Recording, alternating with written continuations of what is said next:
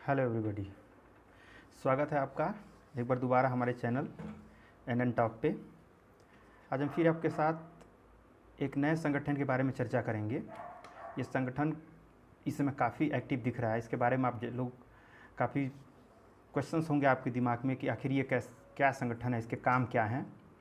ठीक है, तो उसके बारे में हम जानेंगे आज। वो संगठन जिसके बारे में हम चर्चा करने वाले हैं, इस संगठन का नाम है नेशनल इन्वेस्टिगेशन एजेंसी।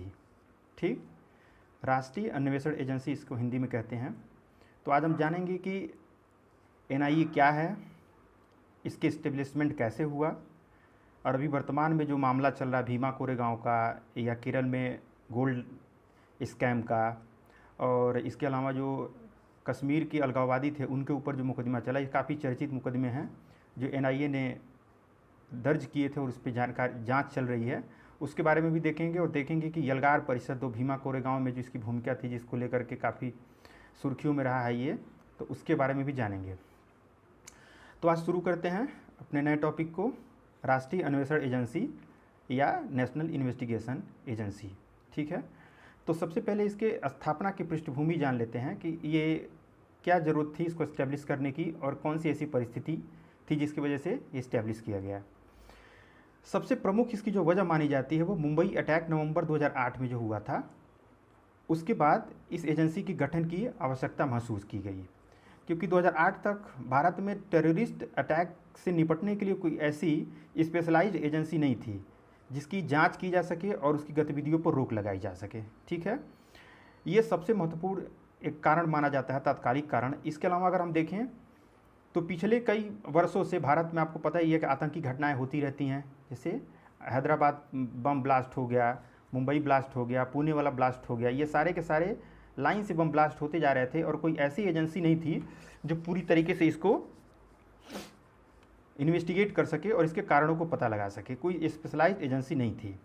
ठीक है, बाद में हम देखेंगे कि बहुत सारी ऐसी नक्सली घटनाएं भी हुई जिसमें आतंकी गतिविधियां लिप्त थीं। ठीक, इन आतंकी गतिविधियों में नक्सली भी लिप्त हो गए थे और इन आतंकी गतिविधियों और नक्सलियों के बीच में गठजोड़ हो गया था। कुल मिलाकर अगर कहा जाए तो ये एक संगठित अपराध के तौर पे फल फूल रहा था। संगठित अपराध में आपको पता है drugs dealing, human trafficking, arms dealing और तमाम तरह की ऐसी घटनाएं एक दूसरे से कनेक्ट हो जाती हैं और एक सिंडिकेट की तरह काम करती हैं। ड्रग्स से पैसा मिलता है, पैसे से हथियार खरीदा जाता है, हथियार नक्सलियों को सप्लाई किया जाता है, इस तरह का एक सिंडिकेट बन जाता है। तो ये भी सिंडिकेट बन गया था जिसको तोड़ना बहुत ज़रूरी था। उपर्युक्त तथ्यों के ध्यान में रखते हुए, उपर्युक्त तथ्यों को जो हमें अभी हमने बताया आपको किसकी ज़रूरतें क्या ज़रूरत थी, उसको ध्यान में रखते हुए कई कमेटियां भी बनाई गई थी। एक्सपर्ट्स कमेटी उसको बोला जाता है। उस कमेटियों में सबसे महत्वपूर्ण जो कमेटी थी वो प्रशासनिक सुधार आयोग जिसको बोला जाता है। ठीक है, दो प्रशासनिक सुधार आयोग भारत में गठित किए गए हैं। एक तो थे प्रथम प्रशासनिक सुधार आयोग 1966 में गठित किया गया था और दूसरा 2005 में वीरप्पा मोइली की तत्वाधान में गठित किया गया था। तो प्रशासनिक सुधार आयोग ने भी एक ऐसी एजेंसी की आवश्यकता को महसूस किया था जो ऐसी आतंकी घटनाओं से निपट सके, उसके अंदर ऐसी दक्षता हो ताकि ये ऐसी घटनाओं से निपट सके। ठीक है, इसी चीज़ों को ध्यान में रखते हुए यूपीए फर्स्ट यानी कि कांग्रेस की पहली जो कार्यकाल था 2004 से लेकर के 2009 के बीच में, उसी के कार्यकाल में ये एक्ट आया था। उसी बीच में आप देखें कि आतंकी घटना मुंबई में होती है। ठीक है, जिसमें आप देखते हैं कि अजमल कसाब वो सब पकड़े जाते हैं। ठीक है, आतंकी घटनाएं हुई, इसके बाद सरकार के ऊपर प्रेशर आया। सरकार ने क्या किया, एक एक्ट लाया उसमें संसद में। उस एक्ट को क्या कहा गया, एनआईए एक्ट 2008, एनआईए एक्ट 2008 जिसको नेशनल इन्वेस्टिगेशन एजेंसी एक्ट 2008 कहा गया। ठीक है, इसी एक्ट के माध्यम से एनआईए का गठन किया गया। एनआईए मतलब नेशनल इन्वेस्टिगेशन एजेंसी या राष्ट्रीय अन्वेषण जांच एजेंसी की गठित होती है और उसके बाद ये अस्तित्व में बनी हुई है। तब से एक एक से उपलब्धियां इसने हासिल की हैं। अपने गठित होने के बाद से पहले गठित की बात हमने कर ली। अभी देखते हैं इसके मिशंस क्या क्या हैं, आखिर इस्टेब्लिश हुए तो इसके मिशन क्या हैं।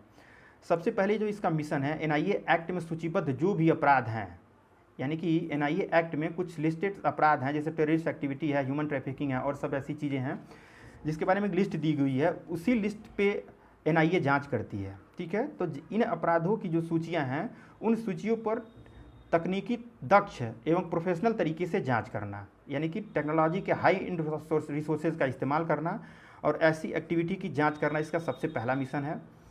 इसके अलावा प्रभावी, इफ़ेक्टिव और त्वरित ट्रायल, ठीक, त्वरित मतलब तुरंत होना चाहिए, ऐसा नहीं है कि एक बार मुकदमा दर्ज हुआ 10 साल तक उसका कोई निर्णय ही नहीं आया। इसका सबसे मेन मिशन ये होता है कि जो मुकदमा दर्ज किया जाए उसको इफेक्टिव तरीके से पैरवी की जाए और पैरवी के बाद उसका ट्रायल जल्दी जल्दी करके उसको सज़ा दिलाई जाए।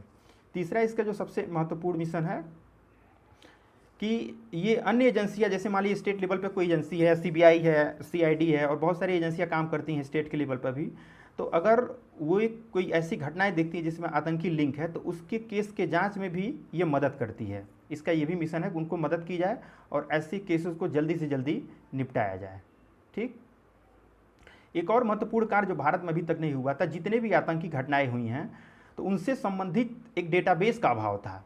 तो इसका मिशन ये है कि एक ऐसा डेटाबेस तैयार किया जाएगा जिसमें अभी तक जितनी भी आतंकी घटनाएं हुई हैं और या जो आने भविष्य में होंगी उनका एक डेटाबेस तैयार हो, ताकि अगर ऐसी कोई वारदात होती है तो इसको राशनिंग करके उस तथ्य को छांटने में आसानी हो। ठीक है, तो इस डेटाबेस की भी आवश्यकता महसूस की गई, तो इसने इस मिशन को भी आगे बढ़ाया है और इस डेटाबेस से जो भी जानकारी मिलती है उस जानकारी को लोगों के बीच में शेयर भी किया जाता है। जितने भी एजेंसीज हैं जो इसमें काम कर रही हैं उसको शेयर भी किया जाता है। ये हमने देखे इसके कुछ महत्वपूर्ण मिशन। ठीक है, मिशन के पास बाद हम एक देखते हैं इसके महत्वपूर्ण बिंदु। उसमें देखेंगे, आप सोचेंगे कौन कौन जांच कर सकता है। तो सबसे पहले तो केंद्र सरकार से अगर कोई राज्य आग्रह करे कि हमारे राज्य में एक ऐसी घटना हुई जिसमें एनआईए एक्ट लागू किया जाए और उससे एनआईए जाँच करे, तो केंद्र सरकार ये उसको कह सकती है कि एनआईए जाके वहाँ पर जाँच करे। ठीक है, दूसरा है कि इस एक्ट के माध्यम से केंद्र सरकार स्वतः संज्ञान सुओ मोटो ले सकती है और एनआईए को कह सकती है कि आप जाइए इस मामले की जांच कीजिए। ये दो इंपॉर्टेंट बिंदु आपको ध्यान में रखना है। ठीक, आगे देखते हैं कि 2019 में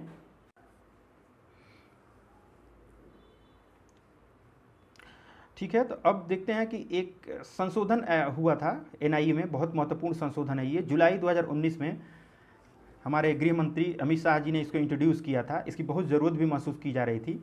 तो इस एक्ट को अमेंडमेंट किया गया। उस एक्ट का बोला जाता है एनआईए एक्ट अमेंडमेंट 2019। जुलाई में इसको पेश किया गया था और जुलाई में ही इसको लागू भी कर दिया गया था। ठीक है, इसमें सबसे पहला जो अमेंडमेंट किया गया था वो सूचीबद्ध अपराधों के संबंध में। पहले कुछ लिमिटेड ही शेड्यूल्ड अपराध होते थे जिसके विषय में एनआईए जांच कर सकती थी, लेकिन उसमें आप देखिए आगे हम बताने जा रहे हैं कि निम्नलिखित अतिरिक्त मुद्दों को भी इसमें शामिल कर लिया गया। सबसे पहला मानव तस्करी, ह्यूमन ट्रैफिकिंग को शामिल किया गया जो पहले नहीं था। काउंटरफीट करेंसीज यानी जाली करेंसीज को भी इसमें शामिल किया गया। अगर कोई काउंटरफीट करेंसी को व्यापार करते हुए पाया जाता है, जाली नोटों का, तो पता ही है कि नक्सलिज्म और टेररिज्म में सबसे बड़ा जो इनकी बैकबोन होती है वो काउंटरफीट करेंसी या जाली करेंसी होती है, जिसके माध्यम से अवैध हथियार खरीदते हैं और अपने कार्यों को अंजाम देते हैं। तो जाली करेंसी से संबंधित मामलों की जांच भी एनआईए को सौंप दी गई है अगर ऐसी कोई बात आती है तो।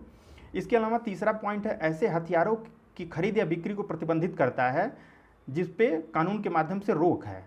बहुत सारे अवैध हथियार आप देखेंगे कि आज भी पाया जाता है। लोगों को जब विवाद होता है तो उससे हिंसात्मक गतिविधियाँ भी कंडक्ट की जाती हैं। तो ऐसे हथियारों के खरीद बिक्री को भी ध्यान रखता है कि अगर ऐसी कोई एक्टिविटी है तो उस पर संज्ञान लेता है। चौथा इसका जो अमेंडमेंट बाद जोड़ा गया वो ऐसे अपराध जो विस्फोटक तत्व एक्ट 1908 के तहत प्रतिबंधित हैं। देखिए 1908 का एक एक्ट है जिसमें कुछ एक्सप्लोसिव एलिमेंट्स हैं उसको प्रतिबंधित किया गया कि इसका कोई भी व्यक्ति ना तो बेच सकता है, ना तो खरीद सकता है, ना तो स्टोर कर सकता है। तो अगर ऐसे प्रतिबंधित एक्ट के माध्यम से जो भी विस्फोटक तत्व है अगर उसको पाया जाता है तो उसकी भी इंक्वायरी या जांच एनआईए को सुपुर्द कर दी जाती है। इसके अलावा ये पहला था, हमने बताया इस एनआईए अमेंडमेंट में। देखिए एनआईए अमेंडमेंट में पहला था सूचीबद्ध अपराधों को व्यवस्थित किया गया और दूसरा हम देखेंगे कि एनआईए की अधिकारिता यानी ज्यूरिडिक्शंस को एक्सपेंड किया गया, इसको बढ़ा दिया गया। यानी पहले जो इनका ज्यूरिडिक्शंस होता था उससे इसको और अधिक ज्यूरिडिक्शंस दिया गया। पहला दिया गया एनआईए को उसी प्रकार के समान अधिकार दिए गए, शक्ति दिए गए, पावर दिए गए जो एक पुलिस अधिकारी को ऐसे मामलों में जांच करने के संबंध में दिए गए हैं। मतलब क्या होता था, पुलिस अधिकारी जैसे ऐसे मामलों में ज़्यादा शक्ति संपन्न होते हैं। एनआईए को इसके पहले ऐसी शक्ति नहीं मिली थी ठीक है, उसको हम देखेंगे आगे। तो इनको वो शक्ति दे दी गई जो एक पुलिस अधिकारी को ऐसे मामलों में जांच करने की शक्ति होती है। इसमें दूसरा एक और इन्हेंसमेंट किया गया, उसको एम्पावर किया गया। कहा गया कि इस संशोधन में एनआईए को ऐसे अपराधियों की भी जांच करने की शक्तियां दी गई जो भारत के बाहर किए गए हैं। मान लीजिए कोई ऐसा क्राइम कमिट किया गया है जो इंडिया में नहीं है लेकिन इंडिया के हितों को प्रभावित करता है और जो भारत में प्रतिबंधित है, तो ऐसे क्राइम की भी जांच अब क्या कर सकता था, एनआईए कर सकता है। और वो जुरिडिक्शंस जो आएगा वो दिल्ली में स्थित एक विशेष न्यायालय है उसके अंतर्गत आएगा। इसका मतलब कि भारत के बाहर अब्रॉड में अगर कोई एक्टिविटी ऐसे की जाती है जो कि संबंध सूचीबद्ध है एनआईए एक्ट में उससे रिलेटेड, तो उसको भी एनआईए जांच करेगा और वो जो ट्रायल होगा वो दिल्ली में स्थित एक विशेष न्यायालय के माध्यम से होगा। ठीक है, ये एक्सपेंड किया गया, महत्वपूर्ण सुधार था ये भी। तो हमने दूसरा देख लिया। ठीक है, पहला हमने देखा सूचीबद्ध अपराध, दूसरा देखा एनआईए की अधिकारिता जुरिडिक्शंस में एक्सपेंशन, और तीसरा देखेंगे कि विशेष न्यायालय स्पेशल कोर्ट इसके इस्टेब्लिशमेंट। ठीक है, तो इस एक्ट के माध्यम से जो अमेंडमेंट किया गया था, पहले तो क्या था, एक वो होता था स्पेशल न्यायालय होता था जो इसकी ट्रायल करता था, लेकिन इसमें एक और चीज़ जोड़ी गई, केंद्र सरकार को यह शक्ति दी गई कि वह सेशन न्यायालय जो जिला स्तर पर आता है, सेशन न्यायालय का मतलब जो आपराधिक फौजदारी कानूनों का निर्णय करता है, क्रिमिनल केसेस को देखता है स्टेट जिला लेवल पे, सत्र न्यायालय भी इसको कहते हैं, तो सेशन न्यायालय को स्पेशल कोर्ट में तब्दील करने की शक्ति भी दे दी गई। पहले ये शक्ति नहीं थी, यानी सेशन न्यायालय अगर कोई मुकदमा सुन रहा है और उसी दरमियान किसी जिले में कोई आतंकी घटना हो गई जिसके एनआईए को जांच करनी है, तो वो उस सेशन न्यायालय को स्पेशल कोर्ट में तब्दील कर सकता है। ये केंद्र को शक्ति दे दी गई। ये सिर्फ केंद्र को ही नहीं दी गई, इसके साथ साथ ये राज्यों को भी ये शक्ति दे दी गई कि राज्य भी ऐसा कर सकते हैं कि किसी, देखिए यहाँ पे है, राज्य सरकार को भी ये शक्ति दे दी गई कि सेशन कोर्ट को स्पेशल कोर्ट में एनआईए एक्ट के सूचीबद्ध अपराधों को ट्रायल किया जा सके। ठीक, लेकिन इसके लिए एक ध्यान रखना होता है कि इसके लिए अगर सेशन कोर्ट को ट्रायल कोर्ट में बदलना है तो संबंधित राज्य, देखिए संबंधित राज्य के हाई कोर्ट के मुख्य न्यायाधीश से अनुमति लेनी होगी, यानी कि अनुमति ले करके आप सेशन न्यायालय को स्पेशल कोर्ट न्यायालय में तब्दील कर सकते हैं। हमने देखा ये महत्वपूर्ण संशोधन 3 जो हुए थे। इसके अलावा छोटा सा अमेंडमेंट और आप जानते होंगे, यूएपीए एक्ट आया था 1967 में, वो अभी तक चल रहा है। उसमें एक अमेंडमेंट पिछले साल किया गया था। उस अमेंडमेंट के माध्यम से भी एनआईए को कुछ शक्तियां दी गई हैं। जैसे पहली जो शक्ति दी गई थी कि यूएपीए के एक्ट के तहत अगर एनआईए ऑफिसर कोई जांच कर रहा है, ठीक है, तो उसको यह अधिकार दिया गया कि आतंकी गतिविधियों में संलिप्त जो संपत्तियां उसको जब्त कर सके। ठीक है, इसके पहले ये संपत्ति जब्त करने से पहले होता क्या था कि डीजीपी से, स्टेट के डीजीपी जो होते हैं, पुलिस के हेड होते हैं उस पूरे स्टेट के, उससे अनुमति या परमिशन लेनी पड़ती थी। लेकिन यूएपीए एक्ट में जो संशोधन 2019 में किया गया, उसमें ये प्रावधान किया गया कि अब एनआईए के अधिकारियों को अगर किसी आतंकी गतिविधियों से संबंधित संपत्ति को जब्त करना है तो डीजीपी से अनुमति लेना जरूरी नहीं होगा। ठीक, पहला अमेंडमेंट यूएपीए के माध्यम से एनआईए को ये एम्पावर किया गया। दूसरा, इसमें एक और इम्पॉर्टेंट अमेंडमेंट किया गया, यूएपीए एक्ट में वर्णित अपराधों के संबंध में अब एनआईए का इंस्पेक्टर रैंक के ऊपर के अधिकारी जांच कर सकते हैं। पहले क्या था कि केवल डीएसपी और एसीपी रैंक के अधिकारी ही इसमें जांच कर सकते थे, यूएपीए एक्ट में जो होता था। लेकिन अभी इनको एम्पावर कर दिया गया कि एनआईए के अगर इंस्पेक्टर रैंक के अधिकारी भी हैं तो वो भी जाँच कर सकते हैं, उसके ऊपर तो जाँच कर ही सकते हैं। इससे क्या हुआ कि एनआईए को बहुत सारी शक्ति मिल गई। और आप देखे होंगे कि जब से अमेंडमेंट हुआ है इसके शक्तियों में काफ़ी वृद्धि हुई है और तब से लेकर के बहुत सारे मामलों की जांच इसमें एनआईए कर रही है। लास्ट में हम देख लेते हैं ऐसे कौन कौन से चर्चित मामले हैं जिसकी वजह से एनआईए सुर्खियों में रहा है।